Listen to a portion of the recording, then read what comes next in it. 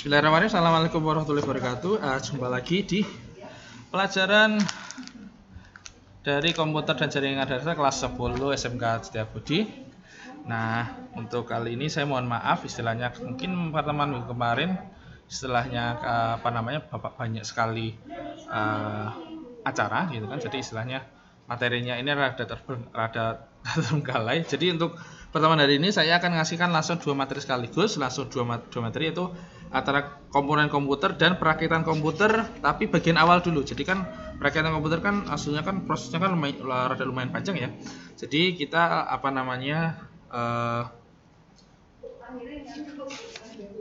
ini mengatur BIOS. Nah, nanti kan merakit komputer di sini kan istilahnya kan panjang ya. Nanti dari bukumu itu juga tidak terlalu ini. Nah, nanti saya akan menunjukkan istilahnya alat bantu untuk istilahnya proses kayak istilahnya apa? Simulasi di komputer untuk proses merakit komputer gitu. Nah, tapi untuk sebelumnya ini materi pertama adalah saya akan mengasihkan materi tentang komponen komputer. Nah, di buku kalian sudah ada ini ya, buku jaringan dan data discoveries, atau mungkin kalian bisa cari di internet pun sudah bisa, karena kan untuk komponen-komponen ini kan bisa dibilang sudah jadi pengetahuan umum. Jadi istilahnya sekarang kita lihat ke materi pertama, yaitu tentang komponen komputer. Komponen pertama disebut adalah komponen yang sifatnya adalah periferal, atau sifatnya adalah komponen yang berada sebagai komponen pelengkap dan di luar dari box komputer atau PC-nya itu sendiri. Pertama adalah, ini mulai dari perangkat input dan perangkat output. Nah, perangkat inputnya di sini ada yang sering digunakan ada dua jenis, yaitu adalah mouse dan keyboard. Mouse dan keyboard.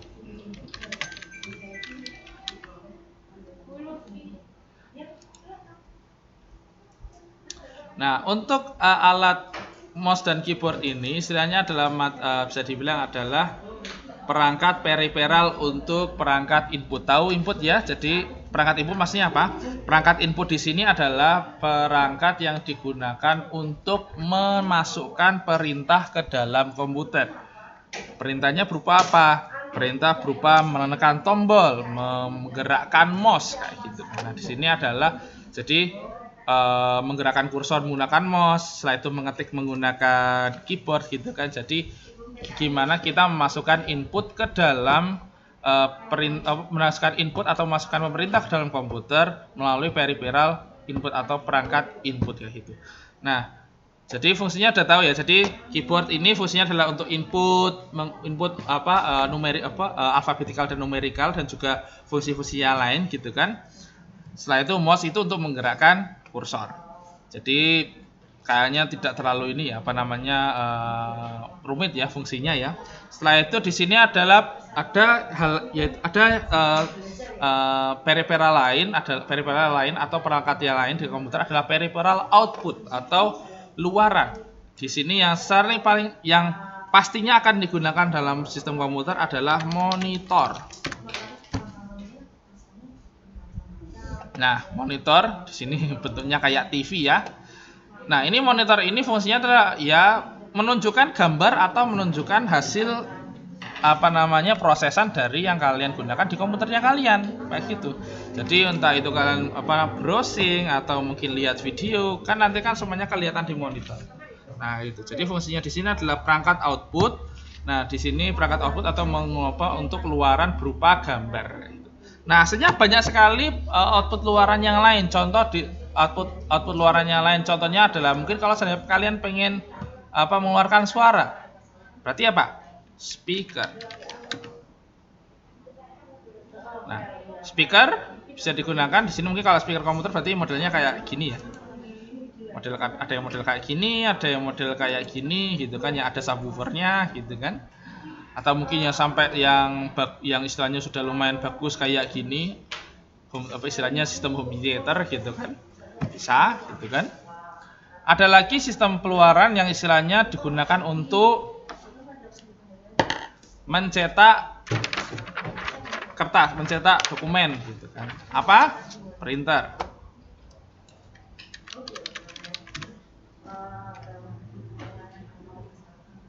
Nah, ini ya, printer ya. Jadi udah tahu printer.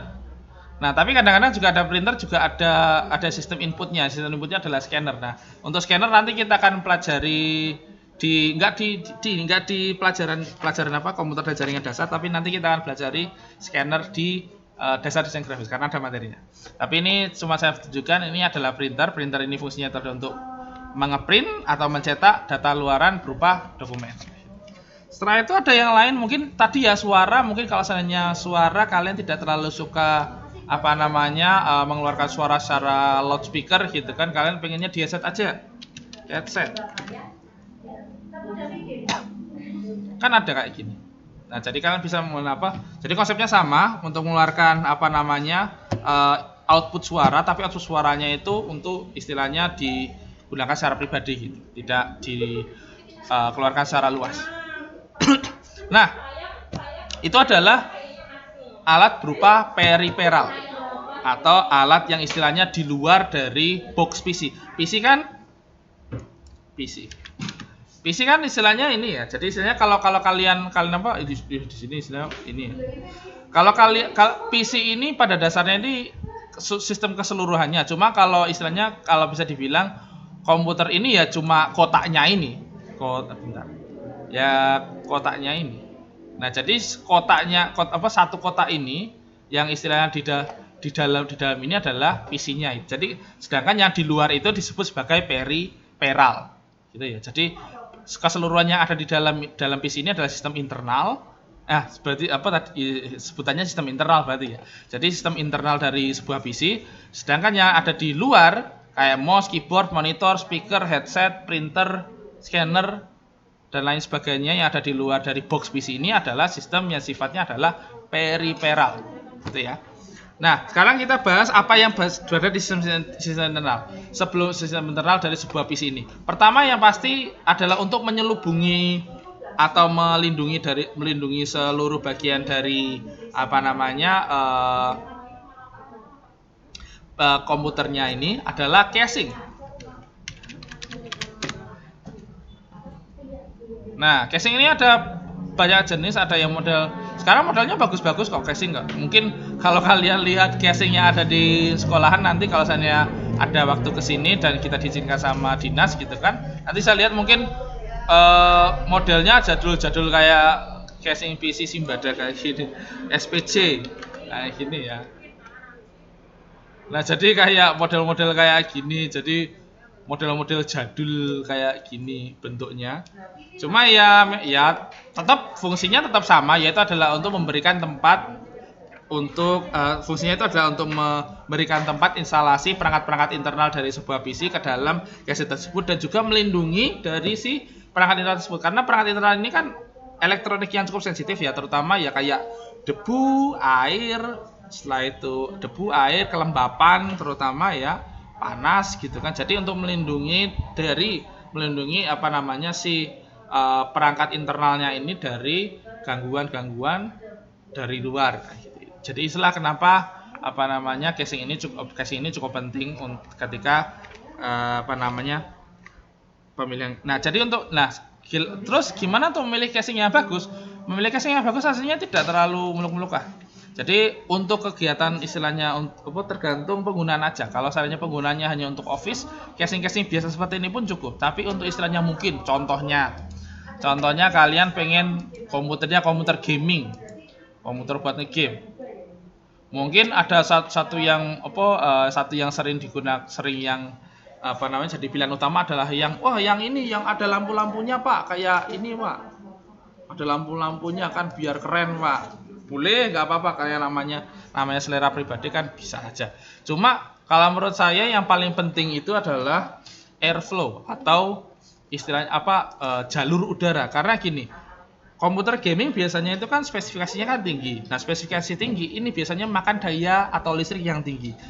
Pemakaian daya listrik yang tinggi itu berarti apa? Cepat panas. Nah, kalau cepat panas berarti kan butuh yang namanya aliran udara untuk bisa mendinginkan si perangkat tadi. Itulah kenapa kalau casing istilahnya. Jadi inilah kenapa kayak casing model kayak gini. Kalau kalian lihat di sini kan kanan kirinya kaca semua. Kalau ini malah aslinya itu secara estetika bagus, secara apa namanya, secara istilahnya apa ya, rupa bagus tapi jelek untuk kelangsungan hidup perangkat internal kalian. Karena apa? Di dalamnya panas. Jadi kalau menurut saya malah yang paling bagus itu model kayak gini. Jadi di depannya di sini, nah kalau kalian lihat di sini kayak jaket-jaket kayak gini, karena apa? Di sini depannya ini adalah jaring-jaring. Jadi angin itu bisa masuk ke dalam casing secara leluasa. Minusnya apa? Minusnya itu adalah debu. Jadi debu itu gampang masuk ya. Tapi gimana? Harus istilahnya kita harus istilahnya trading istilahnya ya, mengorbankan. Kita harus istilahnya paling enggak 2-3 bulan sekali untuk membersihkan PC dalaman PC-nya kita dari debu, supaya tapi tetap gimana supaya tetap memberikan suplai udara yang segar ke dalam komputer, terutama komputer gamenya kita. Tapi ya tadi kalau caranya cuma komputernya untuk kegiatan kantoran saja, aslinya sih tidak terlalu penting. Jadi istilahnya kan para perangkat komputer sekarang kan istilahnya kan terutama untuk cuma kegiatan office itu tidak terlalu makan daya banyak, akhirnya tidak terlalu panas gitu. Jadi untuk casing-casing yang biasa contohnya kayak casing SPC kayak gini. Ini kan casing SPC kan casing murah, casing aluminium. Ini kan depannya tertutup. Jadi untuk sirkulasi udara jelek. Tapi karena istilahnya cuma buat office saja gitu kan, untuk ngetik-ngetik ringan atau warnet gitu kan, aslinya tidak apa-apa. Oke, untuk casing ya. Selanjutnya di sini adalah, kalau kalian lihat buka kalian, itu adalah power supply. Apa itu power supply? Power supply itu ya sesuai namanya adalah perangkat yang digunakan untuk menyuplai daya atau aliran listrik ke dalam perangkat kalian. Dan kini kita harus perlu dipelajari seperti ini. Bentar, PSU. Nah, ini adalah bentuk dari power supply ya, PSU. Nah, bentuknya seperti ini untuk mungkin yang rada jelasnya ya. Jadi ada kotak, ada kipas, pasti ada kipasnya karena PSU biasanya panas sekali. Nah, di sini ada kabel-kabel yang menjulur. Kabel-kabel menjulur ini adalah kabel yang digunakan untuk memberikan suplai listrik ke dalam mainboard atau perangkat-perangkat yang ada di dalam internal PC gitu kan. Nah, salah satu fungsi dari si PSU ini adalah gini. Jadi listrik PLN ini, kalau mungkin kalian sempat di SMP itu belajar kelistrikan, itu kan listrik PLN kan listrik AC. Listrik AC bukan air conditioner ya, tapi AC ini adalah alternating current atau arus bolak-balik. Nah, arus bolak-balik ini tidak bisa digunakan oleh perangkat elektronik biasa. Harus diubah menjadi arus searah atau direct current atau arus DC. Nah, arus DC ini adalah salah satu fungsi dari PSU. Mengubah listrik PLN yang darinya AC menjadi DC. Itu salah satu fungsinya. Selanjutnya adalah fungsi kedua adalah menyalurkan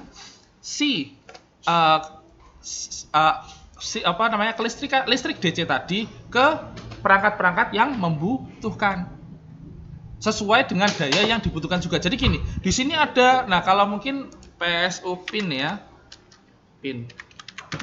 Mungkin untuk istilah, nah di sini ada kalian bentuk-bentuknya, ada yang AT, ada yang ATX, ada yang BTX gitu kan.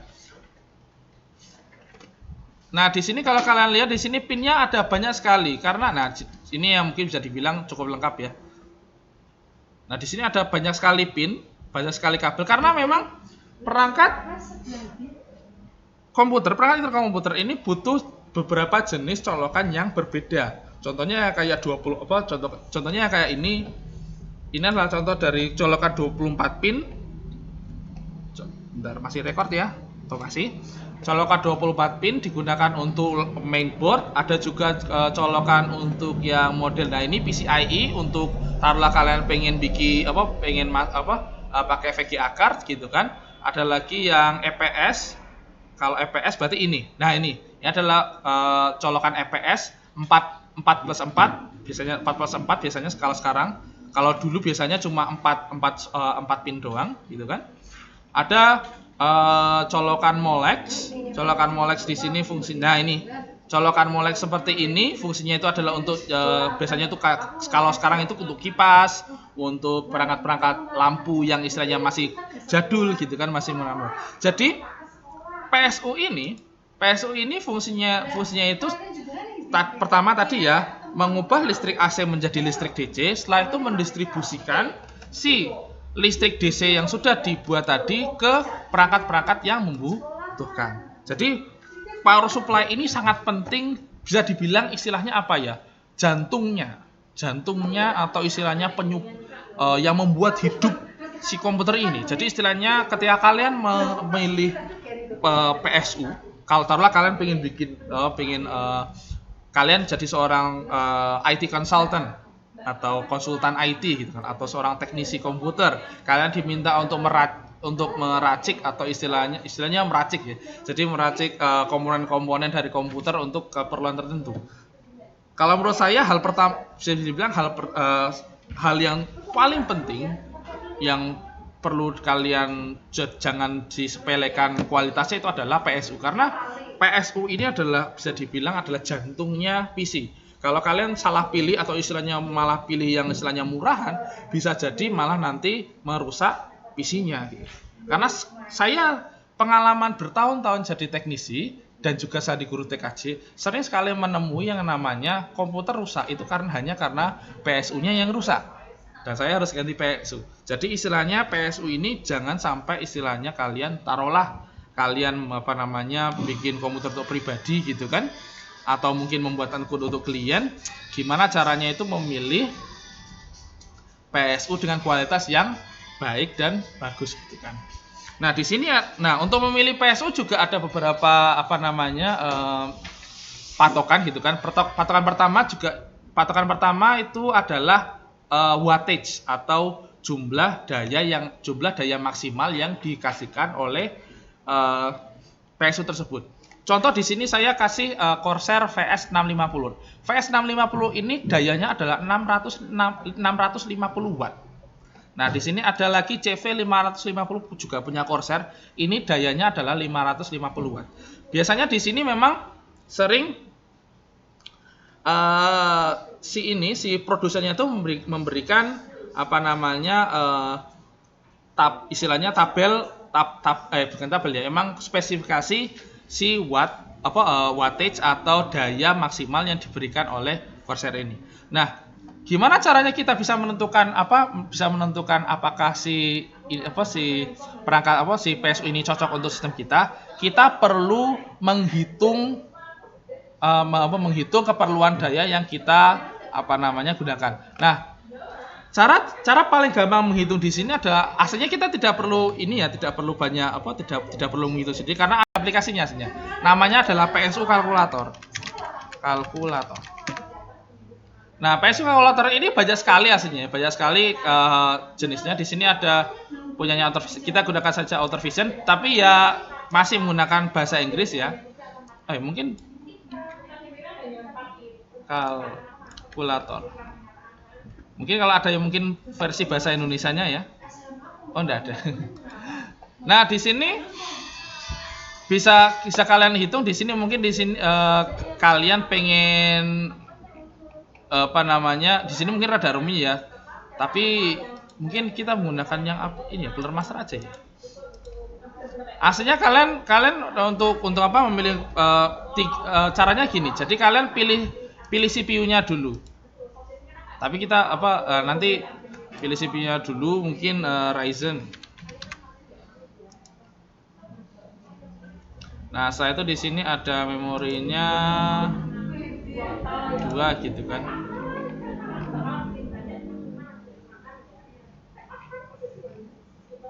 Nah, gini aja wis, untuk menyingkat waktu mungkin kalau misalnya ada yang pengen bertanya lebih mendetail masalah bagaimana cara memilih PSU yang benar, itu nanti kalian bisa japri saya. Nah, ini hasilnya ya.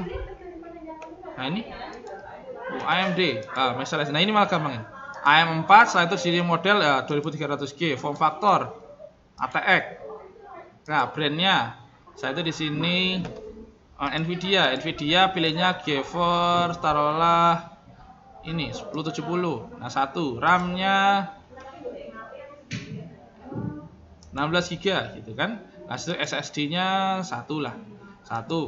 Itu setelah itu HDD-nya 1 gitu kan. Optikal nggak usah. Nah, bisa lihat di sini. Nah, di sini kebutuhan recommended watt-nya adalah 321 watt. Nah, 320 watt ini gimana? Nah, 320 watt ini adalah recommended. Berarti kalian itu harus mencari PSU yang di atas 321 watt, kayak gitu. Makanya di sini dikasih rekomendasi adalah MWE 400 watt. Contoh lagi mungkin saya pengen komputer yang istilahnya gaming, bener apa namanya speknya tinggi. Nah, contoh di sini ini kan speknya rada kecil ya. Contoh di sini saya pengen ganti ke yang langsung yang 5900X yang tinggi. Setelah itu di sini Nvidia saya kasih yang 390 yang paling mentok. Saya di sini sampai ke 32 giga. Nah, SSD-nya sampai 1 tera lebih, SSD-nya juga 7200. Nah, di sini langsung naik toh. Recommended wattage 567 watt. Nah, di sini recommended-nya langsung 600. Nah, gitu. Jadi kalian harus gimana caranya? Ketika kalian menghitung di sini ini paling gampang ya kalau menurut saya.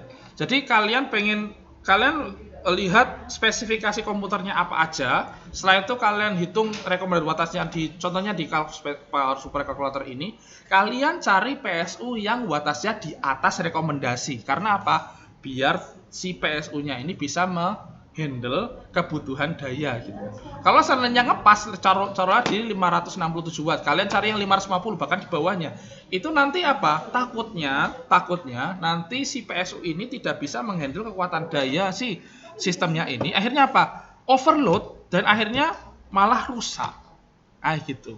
Dan juga gini, ketika kalian milih PSU yang recommended wattage-nya itu di atas wattage-nya di atas recommended, itu nanti beban dayanya kan makin kecil. Jadi contoh di sini contohnya 567 watt. Saya memilih PSU yang 650. Berarti kan meskipun mentok sekalipun recommended watt-nya ya, saya hanya menggunakan tidak lebih dari 80 sampai 70% dari kebutuhan 70 sampai 80% dari maksimal daya si PSU ini. Jadi tidak membebani PSU sehingga PSU-nya ini bisa kerja lebih efisien, 2 lebih awet gitu. Jadi ini kenapa saya kasih ilmu tambahan untuk memilih PSU, karena mungkin di antara kalian ada yang mau jadi teknisi gitu kan, atau IT consultant. Saya rasa ini adalah ilmu yang sangat penting ketika kalian harus memilih PSU. Nah, ini untuk selanjutnya untuk memilih motherboard. Nah, motherboard.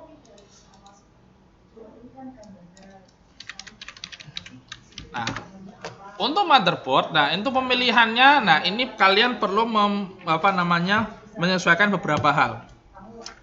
Nah, itulah kenapa di sini motherboard, memori atau RAM. Setelah itu setelah itu prosesor kalian perlu saya jadikan satu. Karena apa? Motherboard ini beda-beda untuk serinya sesuai dengan ini. Contoh motherboard punya. Nah, jadi gini.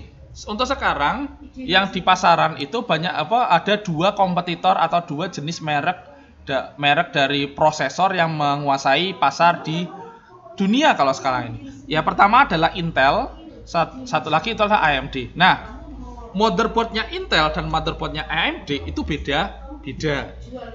Kalau seandainya kalian taruhlah, si pelanggannya kalian atau customer kalian itu pengennya AMD, berarti kalian harus milih motherboard yang support AMD gitu. Nah, saya punya tips. Tipsnya di sini adalah kalian itu seandainya bingung untuk mencari, kalian cari aja aplikasi namanya di HP kalian, itu namanya adalah Rakit PC app.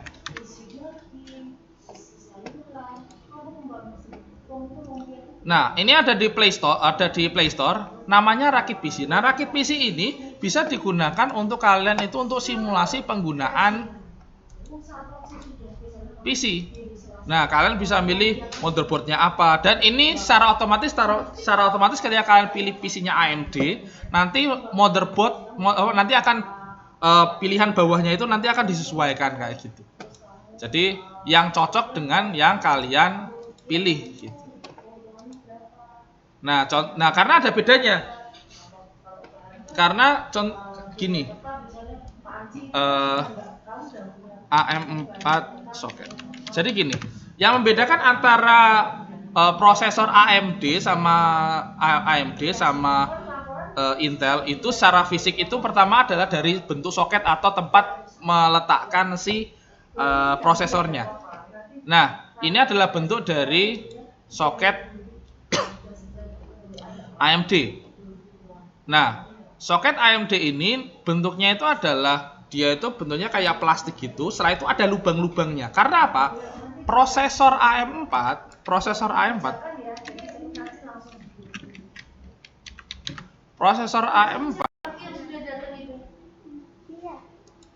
itu bagian bawahnya itu terdiri dari pin-pin kecil seperti ini. Jadi bentuknya ada jarum-jarum kecil, nanti dimasukkan ke dalam lubang yang ada di soketnya itu tadi. Nah, kayak gitu. Sedangkan kalau si Intel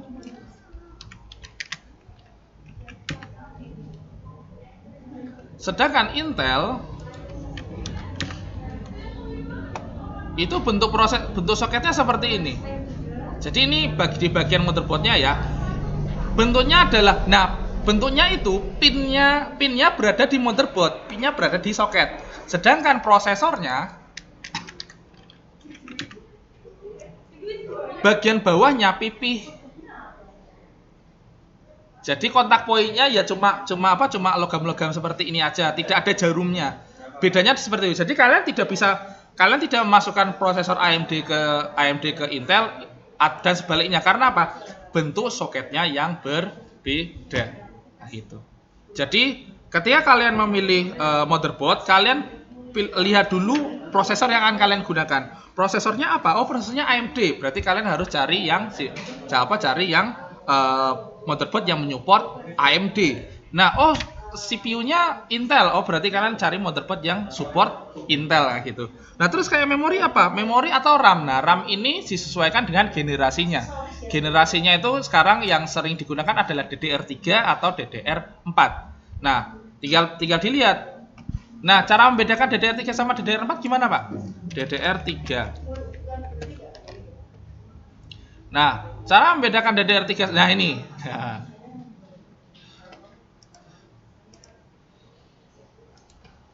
Ini adalah cara membedakan DDR3 sama DDR4. Cara membedakannya adalah gampang. Kok kurang gede ya? Sebentar, saya cari yang rada gede ya.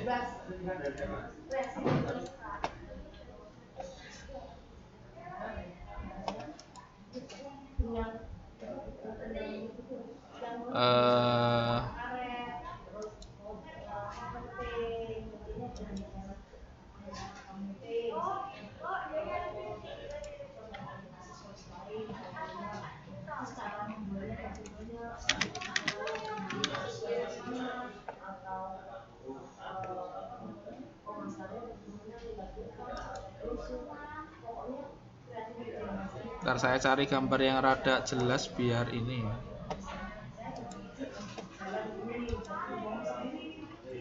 Nah, kayak ini aja.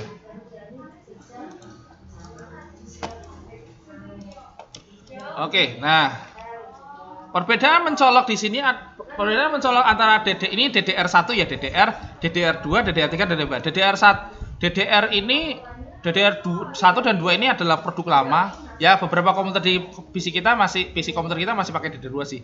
Tapi sekarang kita sudah menggunakan paling baru adalah DDR4, tapi ada beberapa yang masih DDR3. Yang membedakan antara DDR3 sama 4 adalah lokasi pinnya. Ini ada nanti kalau kalian lihat ada RAM itu kan di bagian kontak poin yang kuning-kuningnya itu kan ada kayak semacam lubang ini. Karena apa? Ini untuk menyesuaikan untuk menyesuaikan di RAM soketnya atau di ininya. Aduh, kalau lemot banget ya.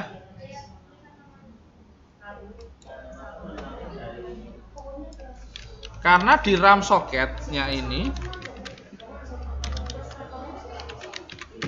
RAM soket di motherboard itu ada stoppernya atau nah ini.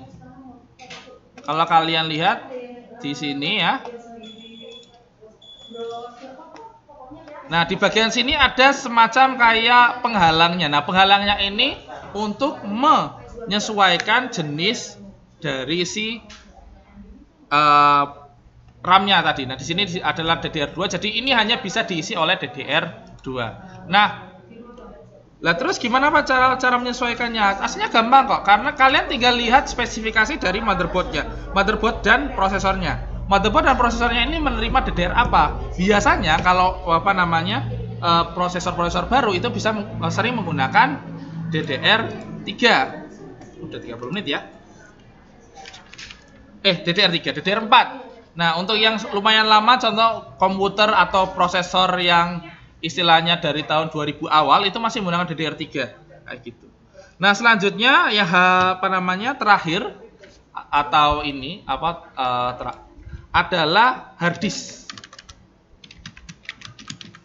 atau tempat penyimpanan, storage. Nah, ini adalah bentuk dari hard disk.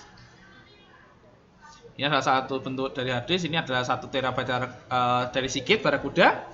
Ada yang bentuknya seperti ini juga. Jadi istilahnya bentuknya kotak dilapisi metal gitu kan. Dan memang rada berat gitu. Tapi sekarang ada juga yang namanya SSD atau solid state drive. Nah, untuk SSD ini bentuknya ini ada 2 jenis. Ada yang bentuknya chip kayak gini. Jadi bentuknya kecil kayak gini. Ada juga yang bentuknya mirip kayak hard disk, cuma dia lebih ringan karena nggak ada komponennya lebih kecil. Nah, dibandingkan hard disk dengan ini ya, SSD dengan hard disk. Nah, singkatannya HDD ya.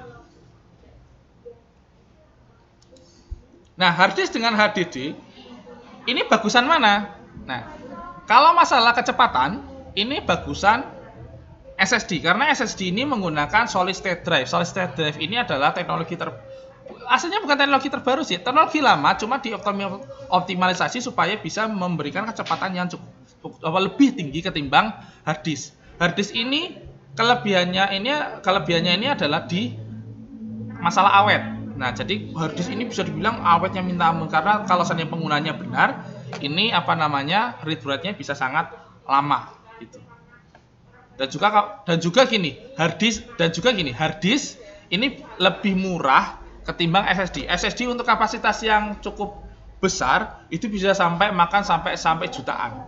Kalau hard disk untuk sampai cuma 1 tera pun itu cuma paling harganya cuma ratusan ribu, tidak banyak sekali. Nah, jadi ini adalah komponen dari komputer. Aslinya ada beberapa komponen lain seperti VGA card. Ini fungsinya itu adalah untuk memberikan, kalau sekarang adalah memberikan tenaga ekstra untuk komputer PC kalian supaya bisa memproses gambar lebih bagus. Biasanya untuk apa? Untuk ngegame. Kalau seandainya kalian pengen ngegame dan istilahnya gamenya itu lancar, biasanya harus menggunakan ini, namanya VGA card. Ada satu lagi itu namanya adalah yang sering digunakan lagi adalah sound card. Nah, untuk sound card sekarang sound card biasanya modelnya kayak DAC ya, udah peripheral. Tapi dulu istilahnya sekarang masih ada beberapa yang modelnya seperti ini.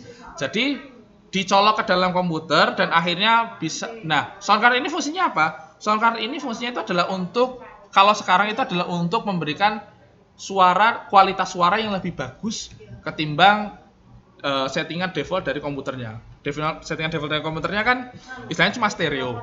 Nah, sekarang ini kalau seandainya taruhlah kalian suka banget musik dan pengen menikmati musik lebih jernih lagi gitu kan, kalian bisa menggunakan sound card yang istilahnya colokannya banyak seperti ini untuk membedakan frekuensi-frekuensi suara yang masuk ke dalam speaker hingga jadinya suaranya itu lebih jernih, frekuensi-frekuensinya tidak tercampur baur, katanya seperti itu. Saya sih tidak terlalu ini ya. Tapi mungkin kalau seandainya kalian yang istilahnya apa, audiophile atau orang yang sangat menyukai musik-musik dengan kualitas tinggi, itu sound card di PC kalian adalah bisa dibilang adalah hal yang penting.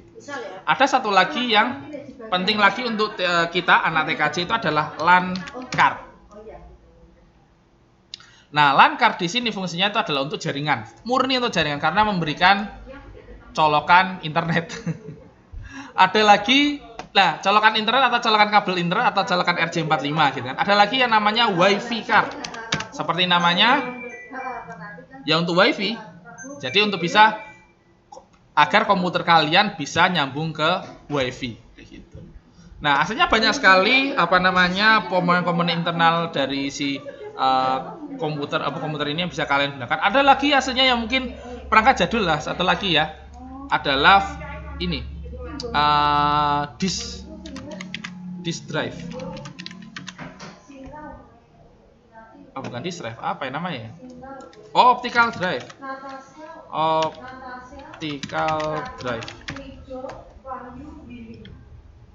Nah, optical drive ini adalah untuk kita masang CD atau DVD.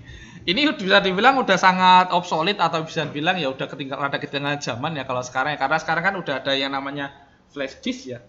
Flash disk, bahkan sekarang flash disk pun udah ketinggalan zaman, diganti hard disk eksternal. Hard disk eksternal juga udah ketinggalan zaman, diganti yang namanya cloud atau nyimpen fotonya kita di internet. Setelah itu kita bisa download kapan saja kan.